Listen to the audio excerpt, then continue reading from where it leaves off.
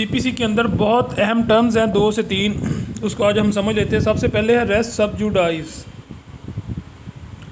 Introduction, the common law principle of the res sub judice is the incorporated section 10 के अंदर इसके बारे में बताया गया है। रेलिवेंट सेक्शन इसका 10 है, याद रख लो। It applies when a second suit is instituted by the same party contesting under the same title in the court of the competent jurisdiction.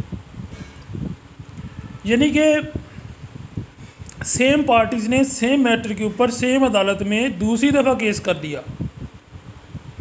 ठीक है, दोबारा बता देता हूँ।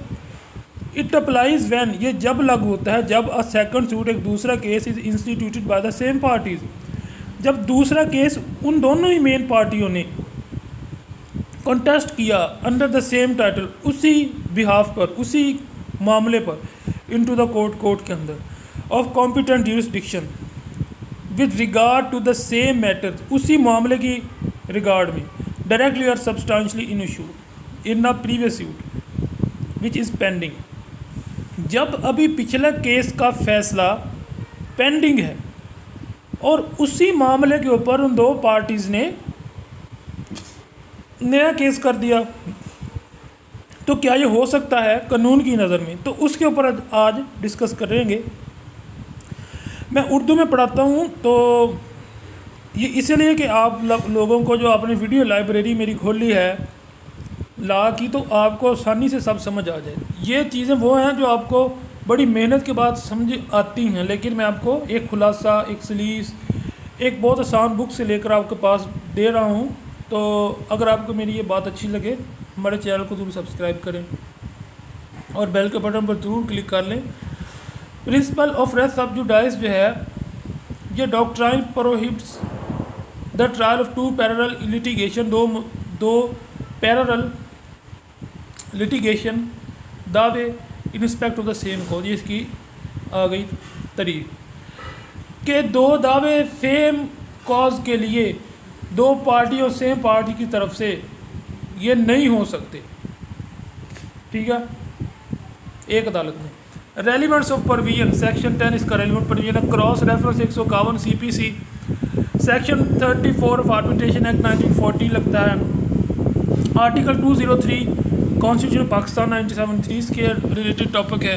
Stay of proceeding of subsequent suit under section 10 when the principle res sub judice apply, proceeding of a subsequent suit shall be state.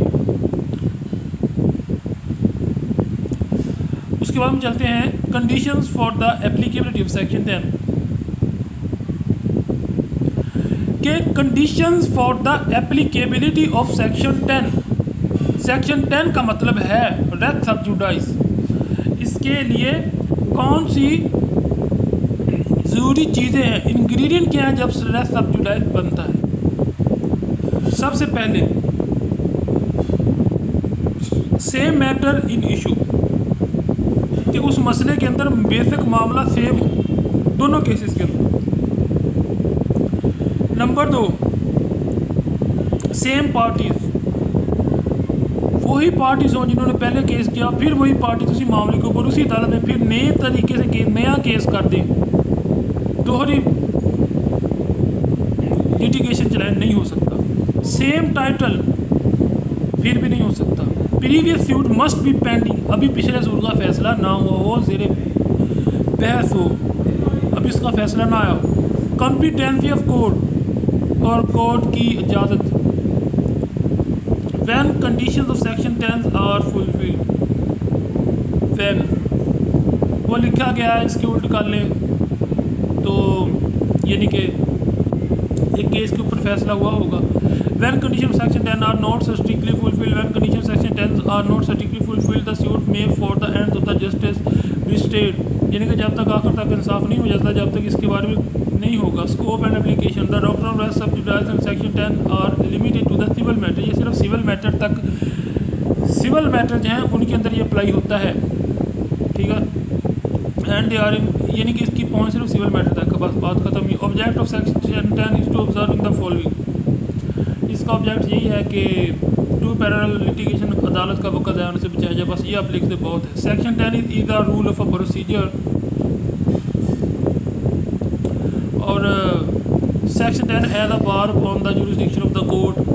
Rest of does not apply to the foreign code. ये foreign code पर भी लागू नहीं होता। और inclusion के अंदर मैं आपको बता दूँ कि मैं बहुत सिंपली आपको उसका खुलासा करके बता रहा हूँ कि रेस्ट ऑफ डैस का मतलब ये है कि जब दो पार्टीज एक अदालत में सेम टाइटल, वही पार्टीज दोनों, एक चलता मुकदमा उनका उस मामले के ऊपर, लेकिन फिर भी वो एक और मुकदमा उसी टाइटल से वही दोनों पार्टीज उसी अदालत के अंदर कर दें तो कानून इसकी इजाज़त नहीं देता। सेक्शन 10 कहता है कि पहले पिछले केस का मुकदमे का फ़ैसला हो ले, फिर आप जो है वो नया केस कर सकते हैं, और इसके ऊपर इनके रोक दिया गया है। उम्मीद है आपको वीडियो पसंद आई होगी, समझ आ गया होगा क्वेश्चन। अगर समझ नहीं लगा तो आप इसको कमेंट करके पूछ सकते हैं। Thanks for watching.